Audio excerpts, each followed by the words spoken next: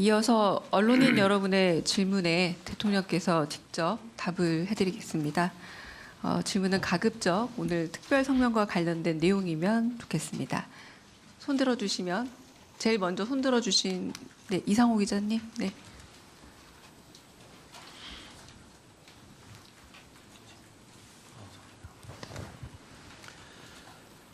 MBC 죄송합니다. MBC예요? 네, 고발뉴스 이상호 기자라고 합니다. 연일 녹음 많으십니다. 정말 오늘 뜻깊은 날인데요. 좀 불편한 질문을 먼저 드려야 될 것 같습니다. 추경호 의원 오늘 새벽에 구속영장이 기각이 됐습니다. 납득할 수 없다는 여론이 매우 높습니다. 지난 1년간 법원이 지속적으로 보여온 이상 행태에 비춰보면 예상 가능한 것이 아니었나 하는 지적도 있는데요. 이와 관련해서 대통령께서는 지난 취임 100일 기자회견에서 내란 특별재판부가 위헌이 아니라면서 사실상 설치의 필요성을 시사하시기도 했었는데요. 이 세 달이 지난 지금도 입법은 지지부진한 것으로 보입니다. 이와 관련해서 국회 측에 아쉬운 점이나 당부 말씀 있으시면 한 말씀 부탁드립니다.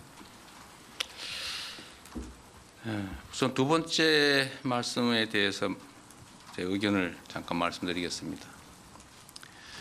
국회는 국회가 할 일이 있고 또 행정부는 행정부가 할 일이 있습니다.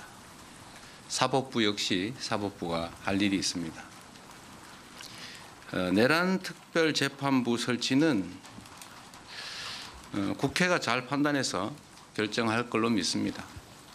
그리고 국민 여론에 따라서 헌법이 부여한 권한을 우리 입법부가 잘 행사할 것이다.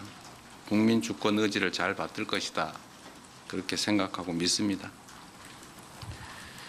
추경호 전 국민의힘 원내대표의 영장 기각에 대해서는 제가 특별한 의견을 드리는 게 부적절한 것 같습니다. 역시 우리 국민들께서 상식과 또 원칙에 따라서 판단하실 것이고 또 그 결과도 결국은 상식과 법률에 맞춰서 날 것이다 이렇게 믿습니다. 그 이상호 기자님은 MBC라고 여전히 생각하고 있는 정체성이 있군요. 네. 돌아가고 싶으신가? 네. 두 번째 먼저 손을 또 재빨리 들어주신 우리 송정호 기자님. 네. 네, 서울경제 송정훈 기자입니다. 오늘 성명 중에 인상적이었던 부분이 민주주의 위기를 극복한 대한 국민들에게 노벨 평화상을 수상할 자격이 충분한 자격이 있다 이런 말씀을 하셨습니다. 이게 국민 노고에 대한 어떤 치하의 의미가 아니라 실제로 이제 올해 우리 국민들을 평화상에 추천할 어떤 절차를 밟으실지가 궁금합니다.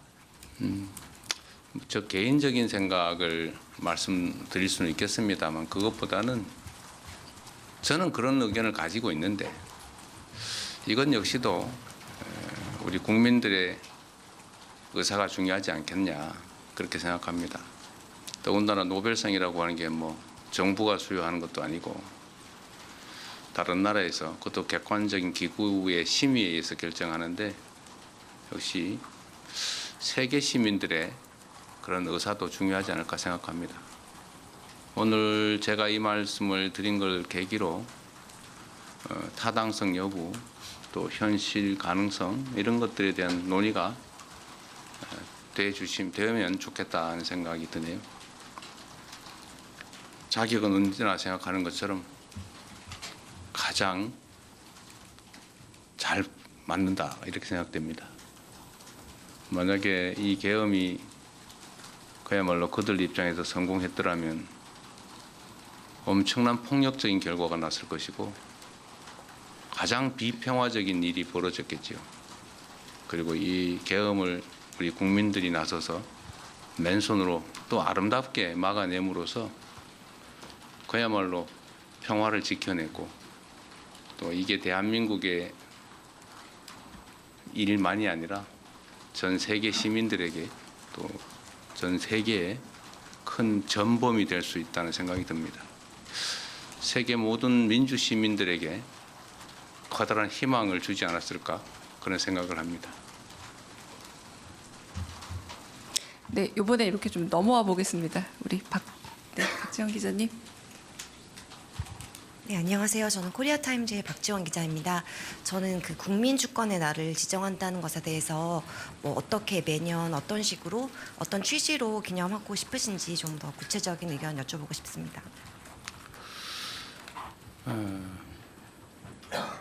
우리 대한민국은 불의의 저항에서 국민들이 나라를 제대로 세웠던 많은 역사적 경험을 가지고 있습니다. 성공했을 때도 있었고 실패했을 때도 있었고 그 성공이 장시간 지연됐을 때도 있죠. 국민들이 가장 아름답게 또 평화롭게 정의롭게 법적 절차에 따라서 승리한 경험이라고 하는 게 그리 흔치는 않습니다.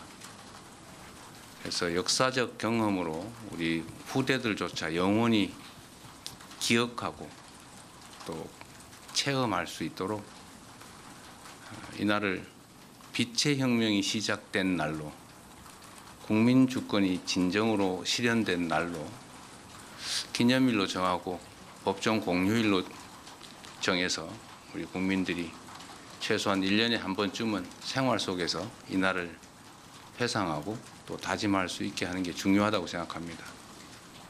충분히 그럴 가치가 있다고 생각하고 이 역시 행정부 일방으로 정할 수는 없는 일이고 결국 국회 입법 과정을 거쳐야 되는데 그 과정에서 많은 논쟁들이 벌어지겠지요. 그리고 결국 최종적으로는 국민들의 의사에 따라서 가부가 결정되지 않을까 생각합니다.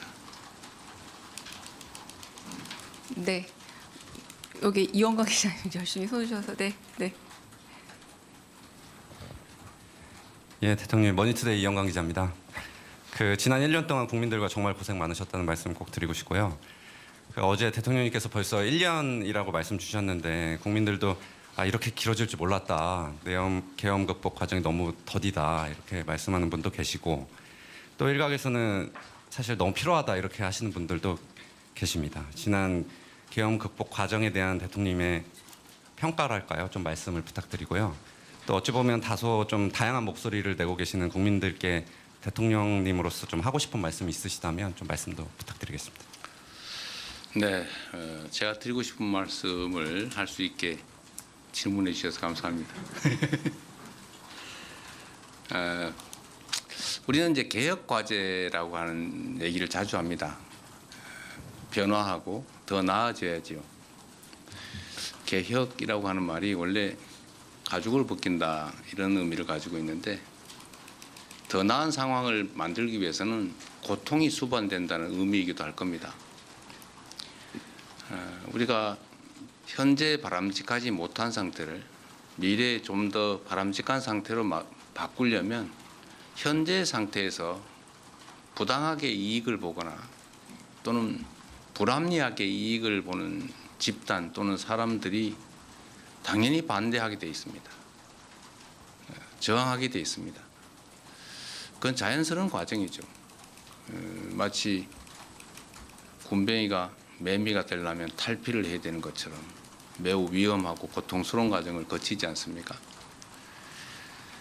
그 개혁의 과정은 어쨌든 아픈 곳 또는 골마 터진 곳을 도려내야 되는데 수술 과정을 거치지 않을 수가 없죠. 만약에 감기 같은 아주 사소한 질병을 막 1년씩 치료하고 이러면 그건 무능한 거겠죠. 고통이 너무 크겠죠. 그러나 정말 이 몸속 깊숙이 박힌 치명적인 암을 제거하는 것이다. 암을 치료하는 것은 그렇게 쉽게 끝나지 않습니다. 대한민국의 헌정 질서를 통째로 파괴하고 법과 질서 위에 군인의 폭력으로 나라를 지배하고자 시도했고 실제로 그게 현실이 될 가능성이 매우 높았지 않습니까? 이런 일은 언제든지 재발할 수 있죠.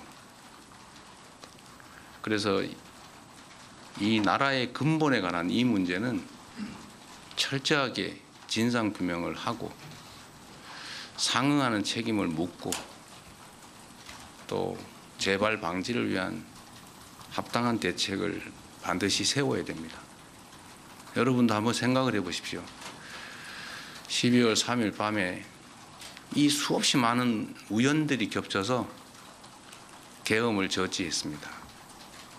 그리고 결국 계엄 수계의 퇴진 그리고 새로운 정부를 만들어냈는데 이 과정에서 정말 그 우연스러워 보이던 단 한 가지만 뒤틀어졌더라도 계엄이 성공했을 가능성이 높습니다.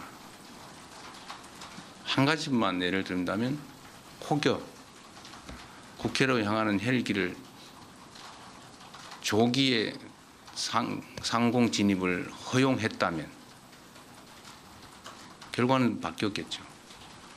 파견된 계엄군 중에 누구 단 한 사람이라도 개머리판이라도 휘둘렀다면